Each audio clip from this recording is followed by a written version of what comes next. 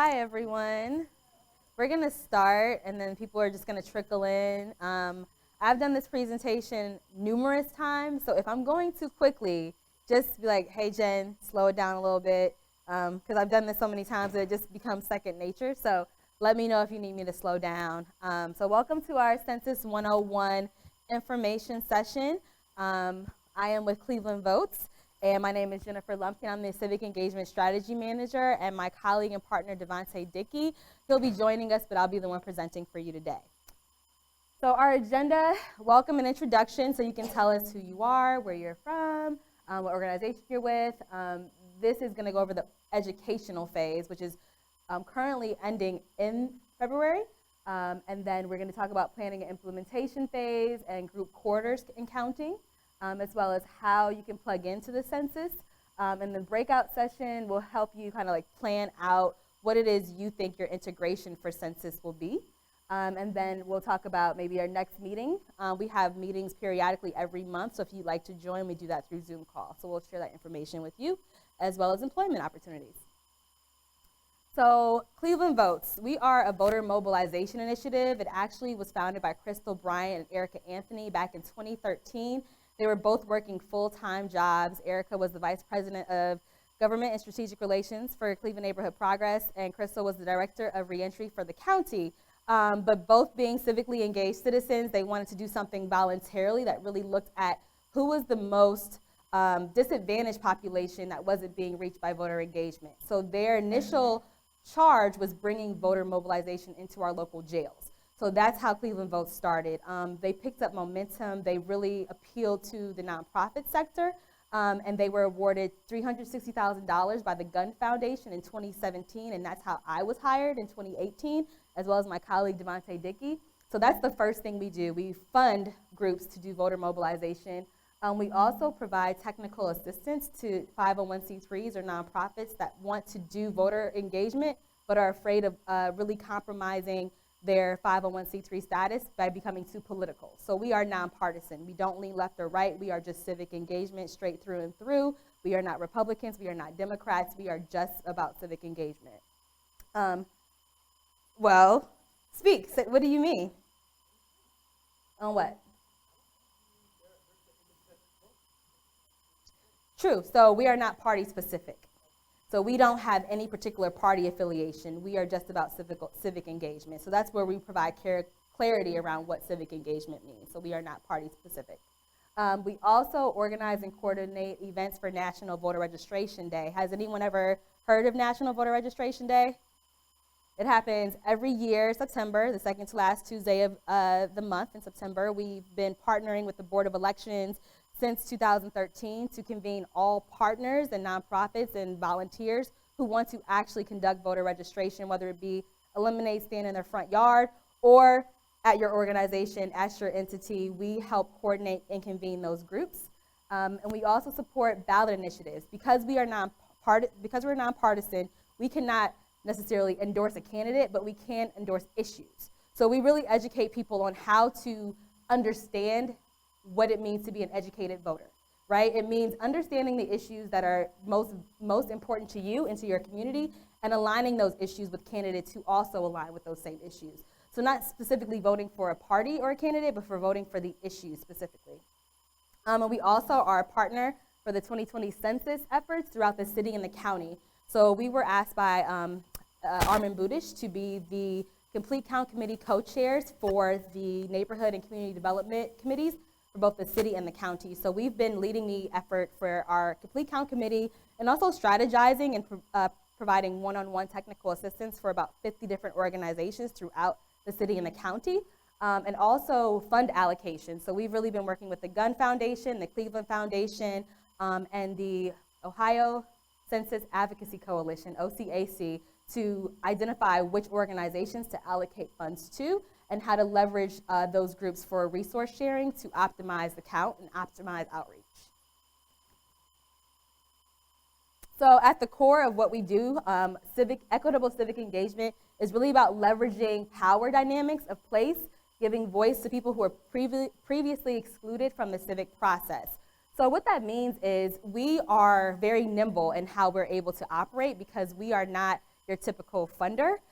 We are not necessarily tied to the very rigid restrictions that most funders have, because we are the ones who are doing the funding. We are the ones who are doing the grant allocation. So we have a lot of creative latitude with who we work with.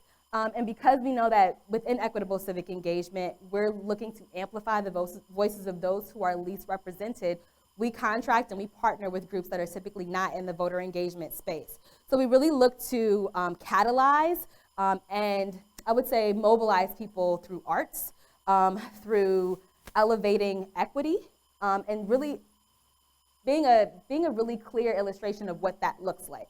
So we've done our first Dispatches from Cleveland film series, which is the orange flyer at the top. It was a 3-part film series based on the film Dispatches from Cleveland that was focused on the murder of Tamir Rice. So we used that 3-part series to lead up to National Voter Registration Day, and as a result, we were identified by Michelle Obama's When We All Vote campaign as the premier city site for National Voter Registration Day in 2018. And we were among the top list of states. So Cleveland was in the top 10 of all states in the country to register the most voters on National Voter Registration Day via Cleveland Votes. And just last year, we registered over 2,000 people in one day.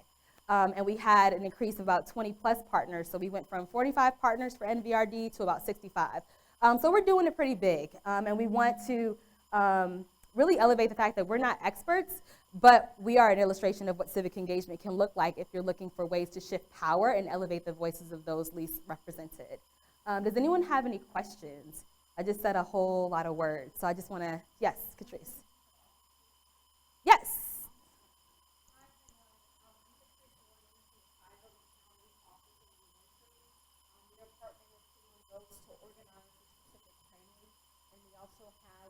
Partner, his name is Simeon Best. He's a health and human services voting rights coordinator, but he's also coordinating the county's efforts to get out the information about the 2020 census.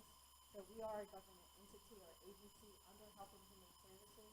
We are a direct funder of reentry, funded services, everything from programs like the county jail to the adult transition models like the state prisons or the jail, as well as North Star Resource Recovery Center and several others. So the purpose of having my experience here today is because when people are on probation or parole and they're not in a halfway house, we have to be as long as you're not before March 31st. And if we don't get those populations counted, those are some of the populations that will be undercounted. And that will significantly impact Ohio because we are expected to get at least one state representative and understand the substantial federal funding, especially for our county, which means we can't provide the needed services to people who are even on the county. We don't have the funding for the system built. But this is why this training is so important today, and this is why we need more. If you could put that in chat, and if you have any questions, I will follow up with you email and also with share with you. Thank you, Catrice. And you had your hand up.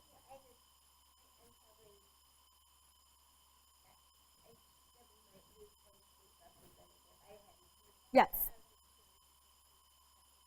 Yes. So the number of seats that we have within our government is based on the number of people that are counted. It's based on population. So we've already lost a seat, right? We've already lost a House seat. But if we continue to lose population and to not count for people, we will lose another seat, which is why voting is important, but also underlying being civically engaged for the census is even further more important, because if we don't have representation, then our votes will count even less, right? So we have to ensure that people are counted to account for our population, which validates why we have the number of seats in our government and why voting then comes down to the Electoral College. I don't know if any of you are familiar with the Electoral College, but a lot of folks find it controversial, and it is, right? But we have to really look at the way in which we're counting our people. And traditionally, the messages for counting people has not been culturally specific to the hard-to-count population, specifically with people that you all work with. So what we're trying to do in this lower slide right here, let me see if I can do the little, no. Okay, so this is our Equitable Census campaign that we began about 5 months ago. We worked with a design consultant named Jacinda Walker from Design Explorer to create these visually centric infographics that really highlight by neighborhood personas that represent the median percentage of folks who are hard to count. So we really highlighted from each of these neighborhoods the people that are most likely to be undercounted and most likely to miss benefits. And these icons represent each of those benefits, which is education, food, health, and roads, right? So we actually have a completed persona infographic set on our website, and you can see all 19 of these infographics, but the process of creating them was really with partners like you all. We brought them to the table. We had one-on-one technical assistance sessions. We had monthly meetings where we brought everyone together and used a process called human-centered design. So if you get a chance to go to clevotes.com/infographics, you'll see the 19 infographics that make up all of the different neighborhoods in Cleveland, and they really highlight and pull out the folks who are within those hard-to-count communities in each neighborhood. The importance for you is that you're reaching populations that are not going to be necessarily targeted by the census because they might be hard to reach. So we have hard to count, but we also have the layer of trusted messengers and who are most proximate to those folks. So the way in which you share this information is important, but the information that you share, the information that's specific to them is even more important. So these infographics they arm you with the education to translate the percentage of health benefits, the percentage of education, the percentage of food, the percentage of road access and mobility that those people will be affected by. It puts it into perspective. We also have, once you see the final version, there's an arrow that you'll see here, and it actually accounts for the number of people by the thousands who are most likely to be miscounted in those neighborhoods. And the dollar amount for each person every year is over $1,800. If you multiply that by 10, do we have any mathematicians? Yes, 180 something, right? So that's a lot of money for 10 years. And if you look at the population most missed in our county and in our city, it's children between the ages of 0 and 5, which means someone who's 5 years old today will be 15 in 10 years. So all those benefits from the age of 5, 6, 7, 8, 9, 10, 11, 12, 13, 14, 15, they're missing that, right? So we're trying to really highlight not only those children, but the people who most likely are proximate to those children, who are parents of those children, right? So moving on, the census matters to us because we seek equitable policies, right? We seek legislation that is equitable in all that we do. So hard to count populations, the populations that you all are reaching are generally the same communities with a lower voter turnout rate.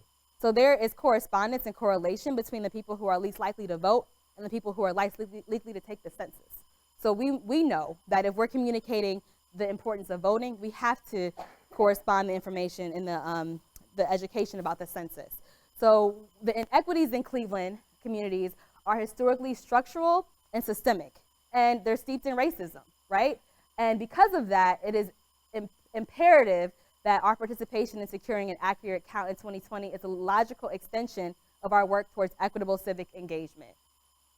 So the outcomes of the census are embedded in equity and policy. Like I said, representation in our House, right? That is imperative to ensuring that we get people to understand the connection. So why does our community run the risk of being undercounted? Does anyone have any thoughts?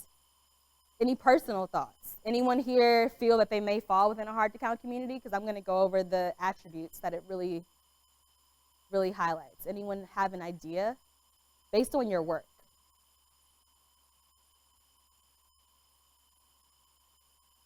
You might not have a job, right? Like if there's no money going towards the work that you're doing, how can you account for why it's important if there are no people to receive those resources? The people that you're reaching have to be counted in order for there to be people working in that field, in that work. There has to be some accountability, and that is what the census does. So we really go back to redlining. We look at 1939 in Cleveland, and in multiple cities across the country when redlining maps were drawn. Does anyone have any familiarity with Undesign the Redline exhibit?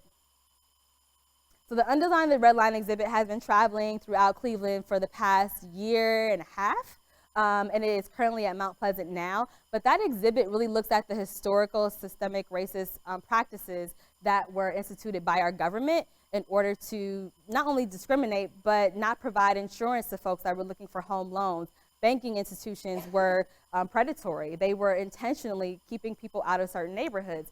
So all the red areas that you see up here are red line neighborhoods. They're redlined areas. When we look at our voter turnout map, this map corresponds with those same areas that were redlined in 1939. So we're seeing the residual impacts of historical redlining from the early 1900s. When we look at the hard-to-count communities, same map. If you superimpose that redlining map on top of voter turnout, on top of census, it's the same map. So how are we undoing that? That is our job, to undo the inequities, to really institute equitable civic engagement in a way that means something, because everyone experiences these iniquities in different ways, but people have had a really difficult time articulating what it means because it's a feeling.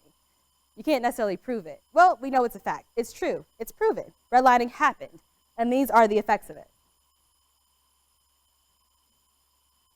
I just want to really highlight again how there is a strong correlation between these maps, and it's not just happenstance. So, who are our historically hard-to-count communities? Children under 5 years old, racial and ethnic minorities, limited English proficiency households, immigrants, renters, residents who move often, so if you're in college, alternative or overcrowded housing units, gated communities and publicly inaccessible multifamily units, persons experiencing homelessness, young mobile adults, and single-parent-headed households. Does anyone know people that fall into these categories? Yes, no? Okay. So these are some of the attributes of what we would call historically hard-to-count communities. And that's why you're here today, because Catrice believed that you are proximate to these communities and you are the people who are going to be able to get this message out in a way that is effective and that will ultimately lead to them counting.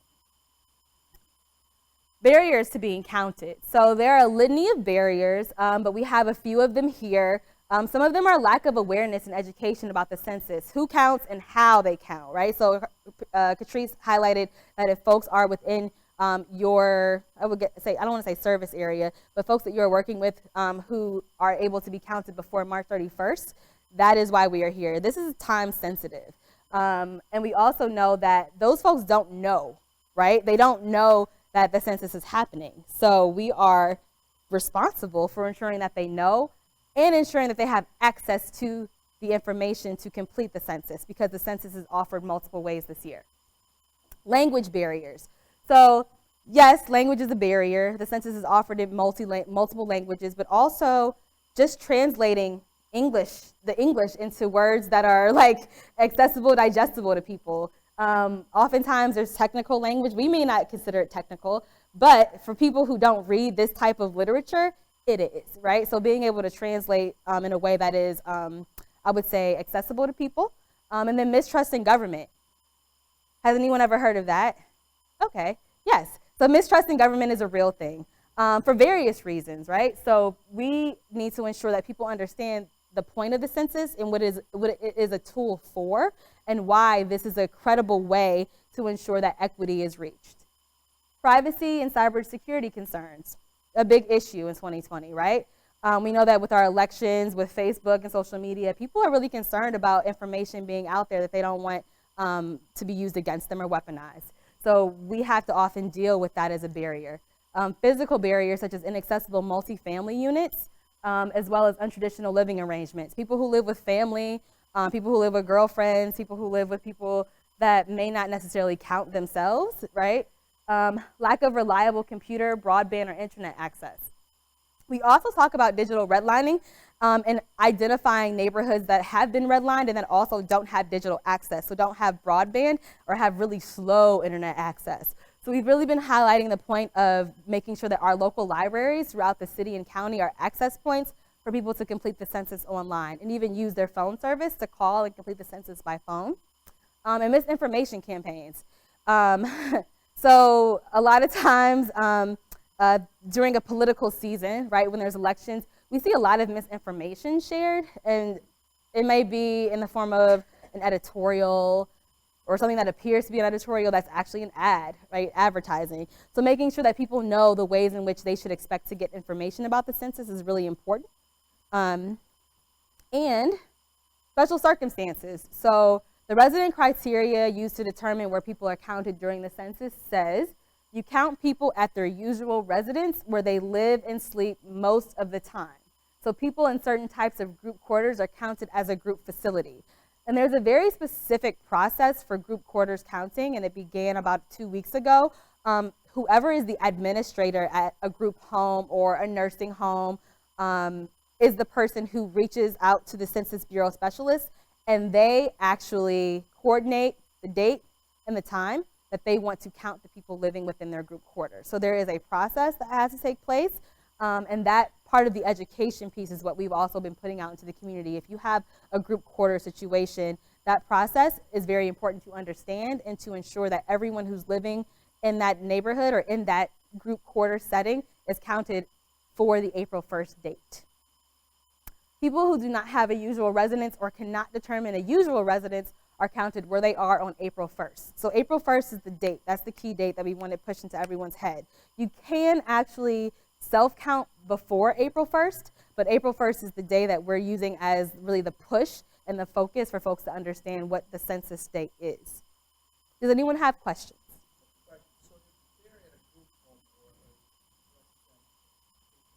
Mm-hmm.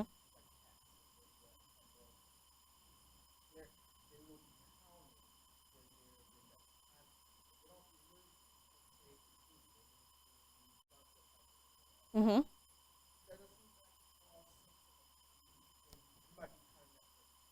Yes, and our census specialist says it's better to count someone twice and have it be caught by the U.S. Census Bureau than to not count them at all. So you're right. If people are going through a treatment facility on April 1st and they're at a location then and they're counted there, but then they go back home a week or two later, they might also be counted where they live at that time if they have a census worker come up to them. Yes, Devontae.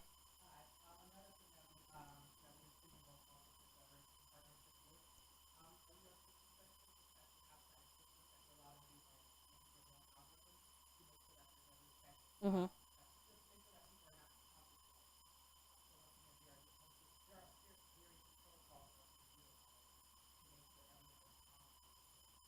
Yes, so the Census Bureau did maintain the fact that they do go back and double check to make sure people are not double counted, but they'd much rather ensure that people are counted in a facility where they're being treated because they do want the resources to still be allocated to that particular place.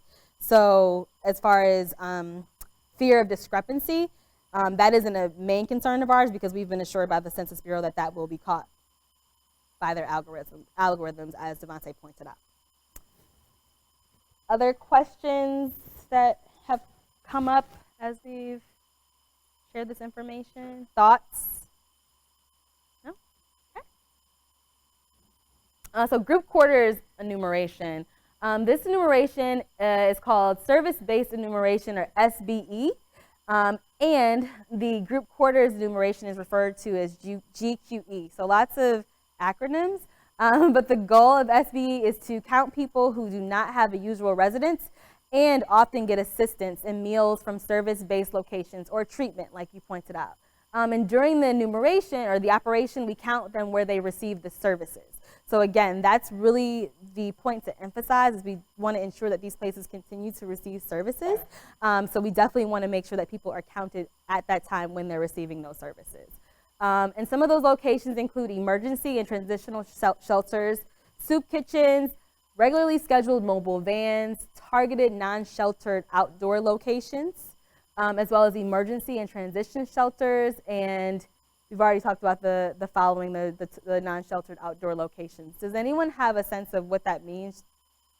Non-sheltered outdoor locations. Exactly. Yes. Exactly. Yes. Actually, I just saw someone last night. I came home from Detroit and we were driving along 90 and I saw someone like going to the bridge. I was like, oh my God, but it's real. Like, people actually do live that way. So if you know people that are living that way, ensure that they are counted, because even more so, we want to make sure that those iniquities for the reasons why they're there are addressed, right? So what does an undercount mean for Ohio?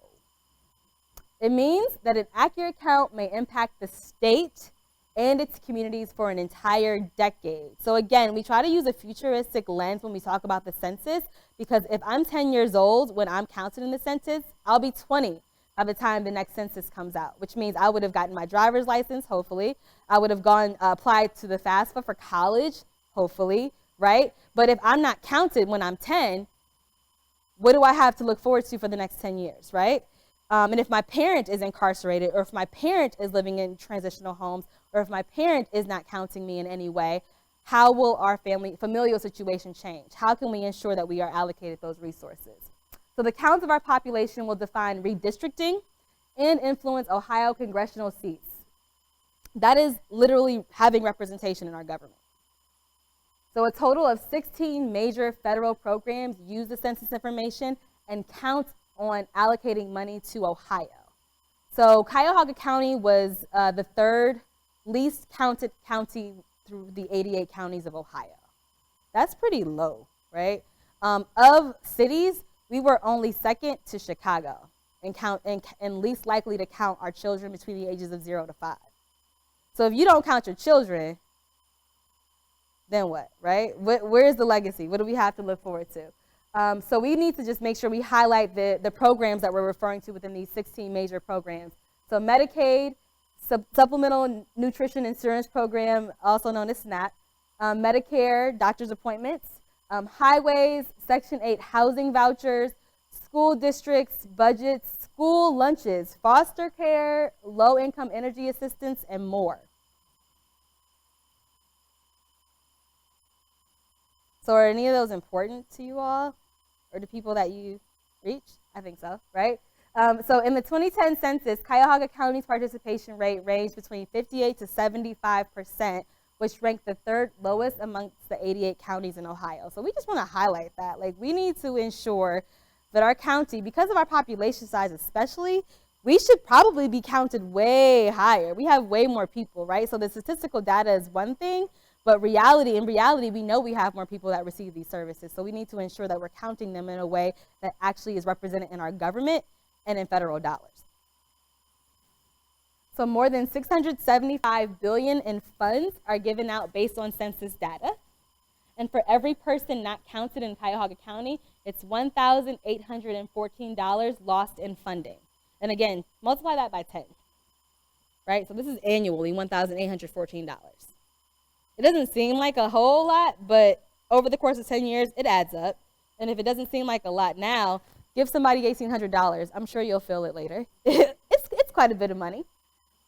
So the 2020 census officially begins April 1st, 2020. An accurate count is primordial to the political representation and federal funding for the next decade for the state of Ohio's fiscal year budget, 2020 to 2030.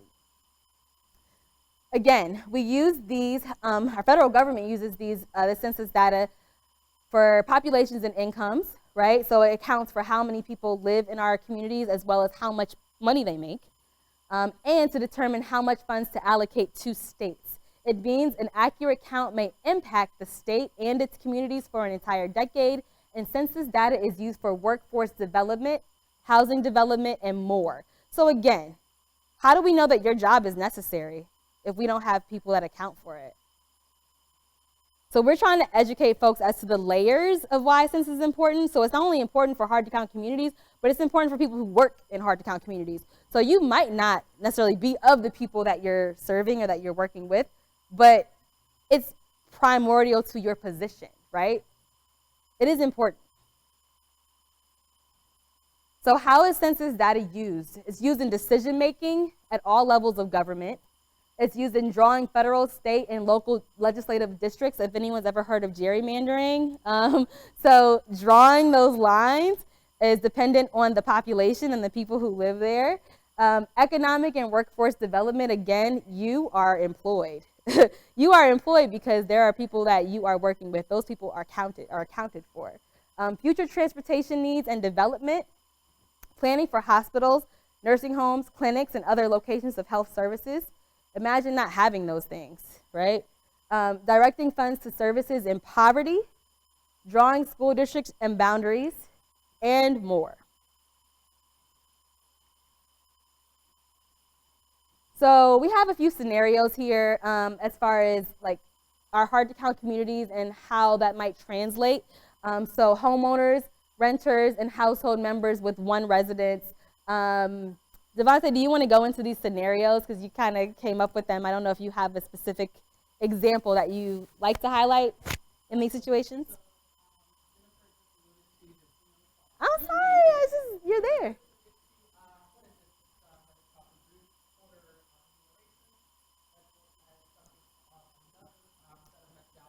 Type of methodology that the U.S. Census Bureau would employ.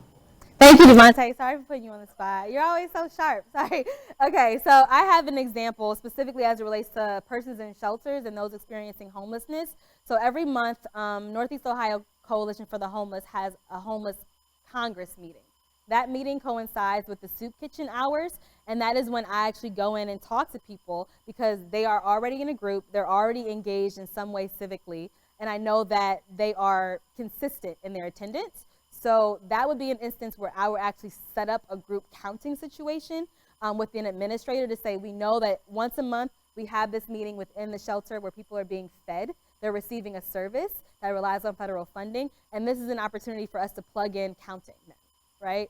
So what we're looking for is ways in which you interact with these communities that's consistent, that's regular, where they trust you and you're credible, the information is credible, and that barrier, all those barriers that we talked about, trust in government, language barriers, cultural sensitivity especially, might not necessarily come at those particular times where you can insert the census and really educate people, but then also count them, right?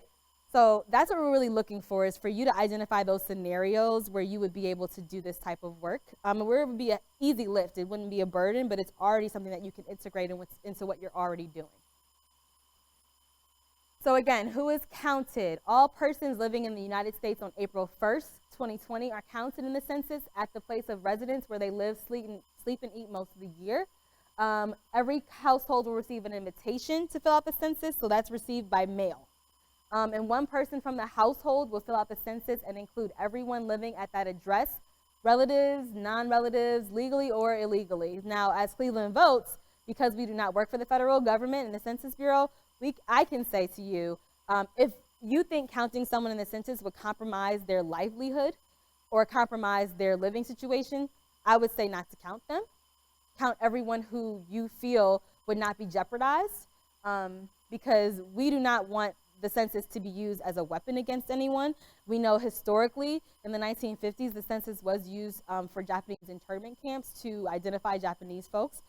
So we know that we can trust the government based on the oath that people take when they work for the U.S. Census, but we also know that people have valid trust issues, right? We don't want to trivialize the way people feel about the census. If that's how they feel, then that's how they feel, right? But we want to make sure that we're counting people who can safely be counted without jeopardizing their life. And then the timeline for responding. So invitations to fill out the census will go out in waves beginning March 20th, 2020. So the first day is March 12th, which we'll look at further in the slide deck. But there will be several waves of when this information will be put out and reminded for folks, but it will come within the next 3 weeks. And households will have until July 2020 to fill out the census. And how to fill out the census. So there's 3 ways. For the first time, we have the census available online, telephone, and paper questionnaire. That's the most traditional way that most people would complete the census. And this is the timeline. So it shows you what's sent. March 12th through the 21st, you'll receive an initial invitation in the mail. March 16th through the 24th, there's a reminder letter that will go out, and then a reminder postcard the 26th through April 3rd. So that's going to overlap with Census Day, right? So we want to make sure people are counting themselves prior to that, but we also want to make sure that the April 8th through April 16th date, the reminder letter and paper questionnaire will actually be sent to people. And then the final reminder, April 20th through the 27th. And we talked about sharing employment opportunities with you. So folks are still applying for the census jobs. When we recently received communication that folks who are receiving benefits will not lose their benefits if they are currently working for the census. So folks who are low income and receiving SNAP, receiving Medicaid, receiving Medicare, they can still work for the census and the hours are flexible. It's about $18 an hour.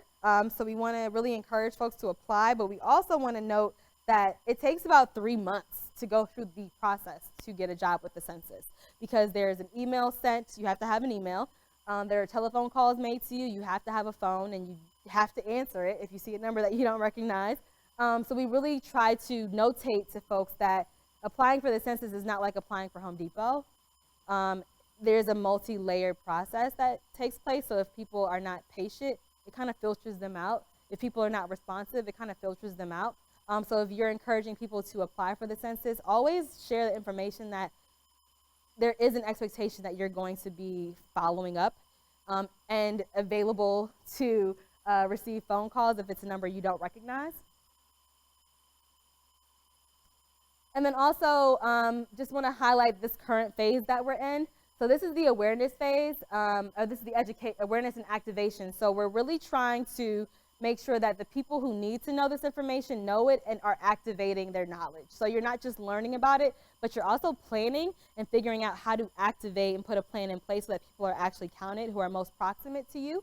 And government and community leaders throughout the nation need to participate in these activities that highlight the message that it's important and that it's easy and that it's safe. The census is only a few pages. It's not very long. It's very short. It's actually probably shorter than the time most people spend on Instagram or Facebook. So if you can do those things, you can take the census, right? Cleveland Votes Visually Centric Campaign. So I introduced the campaign that we released on our website last week, I think it was. So it's on our website currently, and those infographics are available for you to use and inform yourselves. Next in 2020. So we have our primary election, March 17, 2020. Does anyone know what day that is? St. Patrick's Day, one of the biggest holidays in Cleveland. Yay! So we don't want you to get drunk and go vote. We want you to vote early, right? So we are encouraging everyone starting today to go vote. Today is the first day of early voting. You can literally go vote at the Board of Elections, 30th Superior, today. So go do that if you get a chance to. 2020 Census, April 1st, 2020. We've drilled that into your brains. Is everyone going to remember that? That's a good, April Fools. That's a good way to remember it. Yes.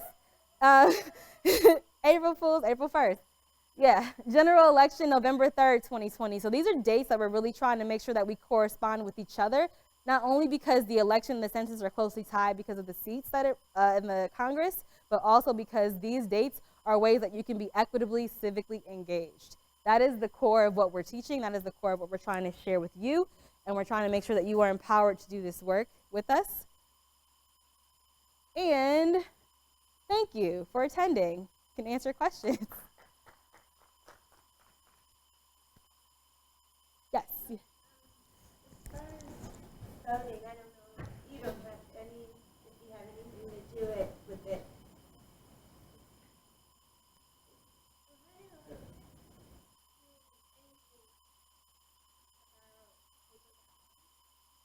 So,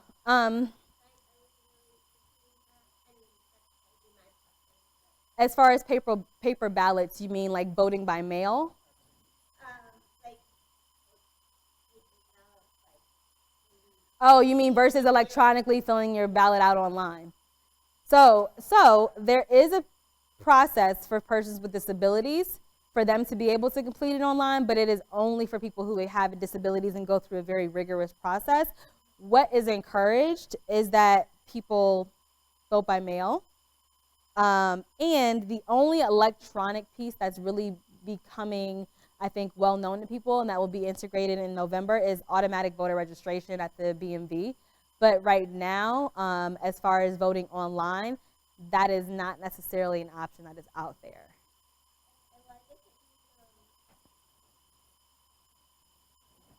paper ballot voting as opposed to all the electronic machines that are faulty. Yeah, so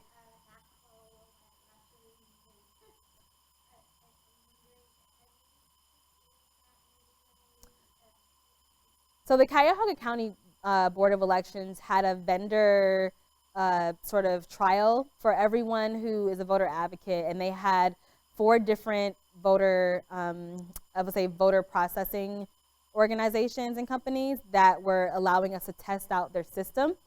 All of those systems require a paper ballot. The only thing that's different is that you scan it in and it is recorded electronically. The assurance as far as cybersecurity was maintained by every company that was present. And so I'm encouraging trust in our Board of Elections because they are a strong partner of ours. But I would say specifically for your question, reach out to the Board of Elections.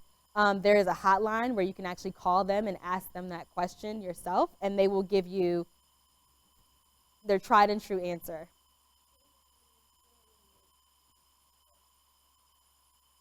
Mm-hmm.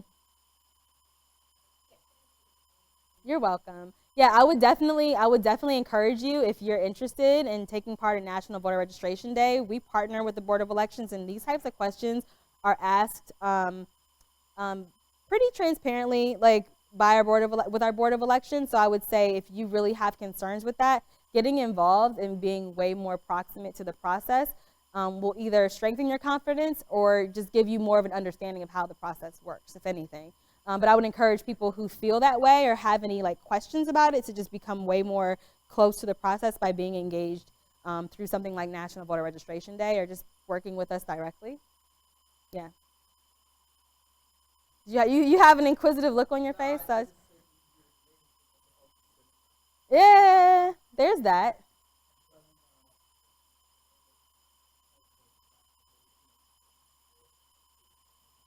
Mm-hmm. How did you feel about it? I want the honest truth. You can say the honest truth. Mm-hmm. Mm-hmm.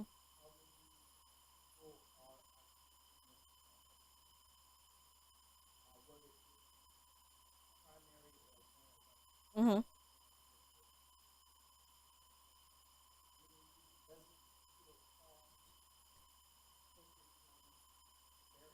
Yep.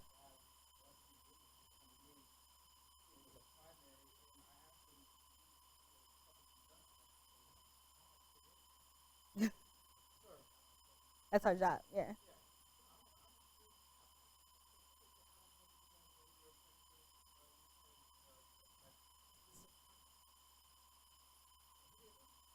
And to even further, yes.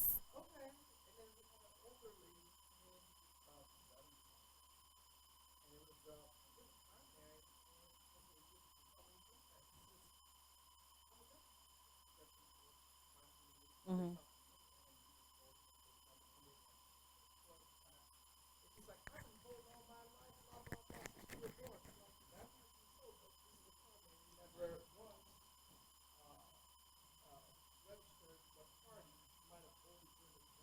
Mm-hmm. Mm-hmm. And what you're saying highlights even further the fracture in our system. Like, no, yeah.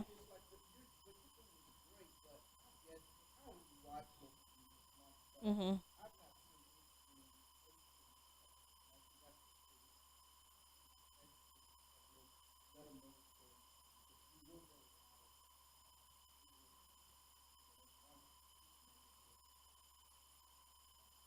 Absolutely. And I was just gonna, no, you're right. And I don't know if y'all are familiar with this, but in the late 60s, the students who were most active in the civil rights movement were college students.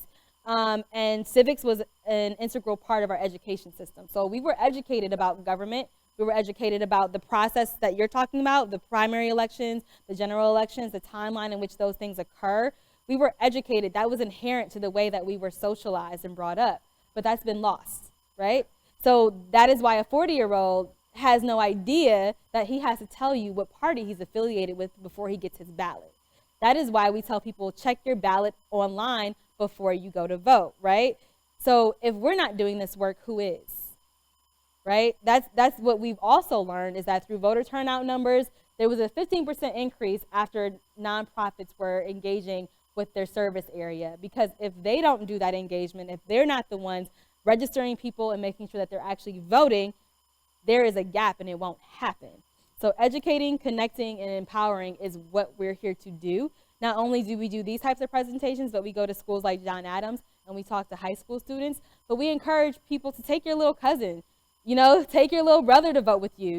We have an obligation to make sure that the people that we are connected to are engaged. It's not gonna be done at the government level. It's gonna be done at the citizen level. It's gonna be done on the civic level. That is why we are here. We are being civically engaged right now. So if you hadn't attended this, imagine all the other empty seats you see here. Y'all are the only ones here. So if we're not getting the message out, who's gonna do it? That's a real question.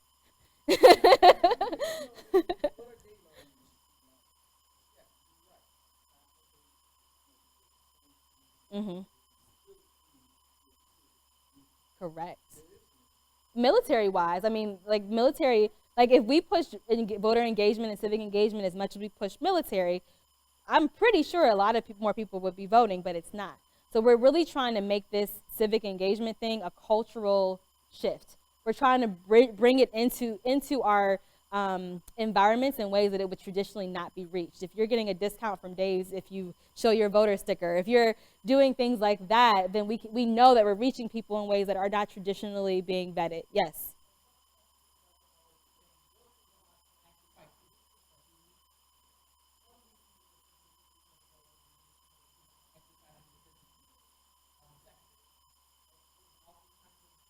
Mm-hmm.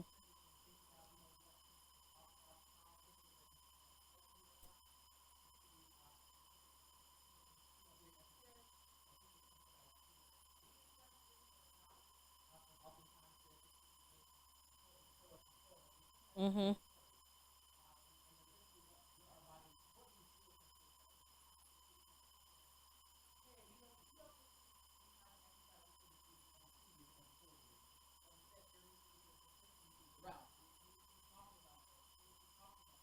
Yep.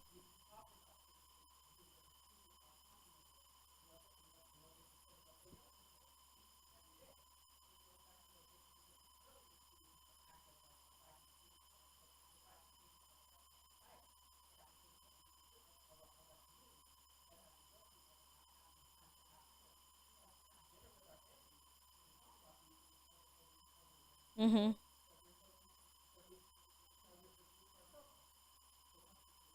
It's real.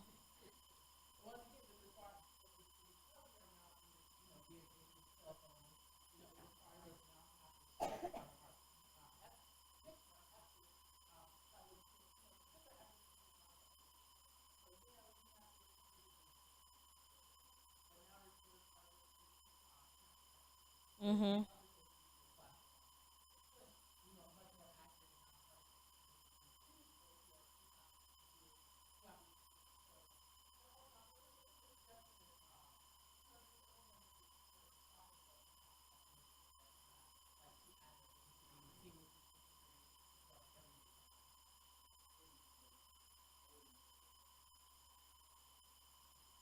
So election day, so we try our best to make it like exciting. I texted my cousins yesterday. It was like, hey, make sure y'all are registered to vote.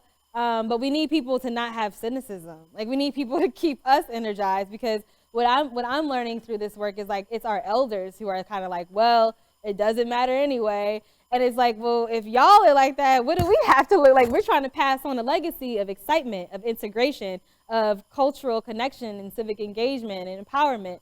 So it's something that has to continue. It can't just stop, right? So that's what we're really trying to push to folks that we talk to. But we're also, just want to share, we're doing Rise to the Polls again this year. So we had Rise to the Polls last year, mostly because what I learned is that many people, I think over 80% are registered in Cuyahoga County, but they're not actually voting. So the barrier to voting is usually transportation. So we address that by providing Ride to the Polls. We're kind of like a dispatcher. So we have a hotline that we put out to the broader community. They call us, they schedule a ride to the polls. We pick them up from home, take them to vote, and then take them back home. So we're offering that again for early voting from March 9th through the 17th. So I'll share that information with Catrice so that when you're talking to people, because voter registration has ended up until after Election Day, we're trying to get people to understand, like, share that information so people can schedule a ride to vote, because registration is one thing, but actually going to vote is a whole other part of it. So we want to make sure that you know that information as well. And if you're feeling like there's no point, are you happy with our current government? Yes or no? Okay, then there is a point to this. This is not, everything that we're doing right now is not because we're bored. We're doing this because it's really important. And we know that folks who are older than us haven't been doing this, right? So we're not only trying to get folks who are 18 and up, and even 17 and up to be more engaged, but we're trying to really convince people who've been living longer than us that this is important. Yes.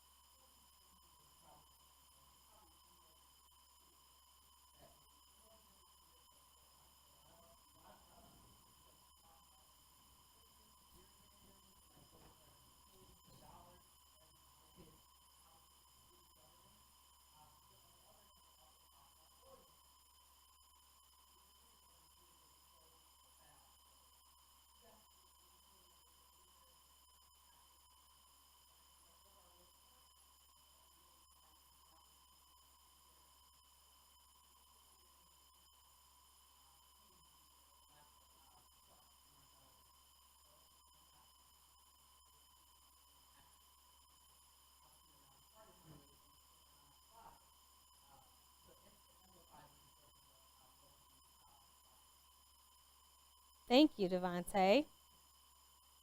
Yes. Yeah, you're fine.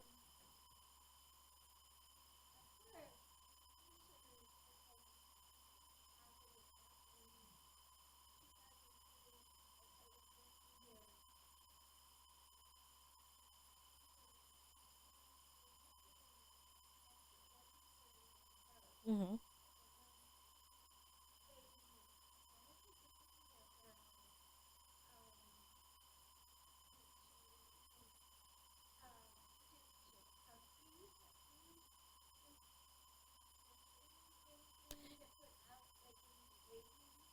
So we really do encourage more active engagement, like what you're saying in the probation area, having someone in the waiting area, but usually that's reliant on an individual who wants to do that versus the system saying, we should be doing this, we should be integrating this. So that's usually where the fracture comes, is you'll get like one or two very emphatic individuals who want to do something like that, and the moment those people are no longer there, then that avenue or that vehicle is removed. So if you're interested, I would love to sort of like work with you to institute that as well. But having a form in the waiting room is way more passive than what we're trying to encourage. But if, yeah, I would definitely be interested in like figuring out what that something could be and how that would actually take place. And if there's even a more systematic way to go about instituting that, I'd be interested in figuring that as well if anyone has any ideas. Mm-hmm.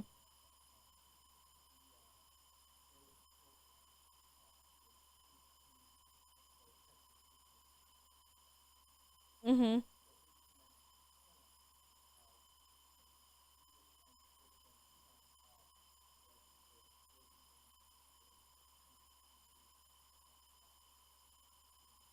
Right.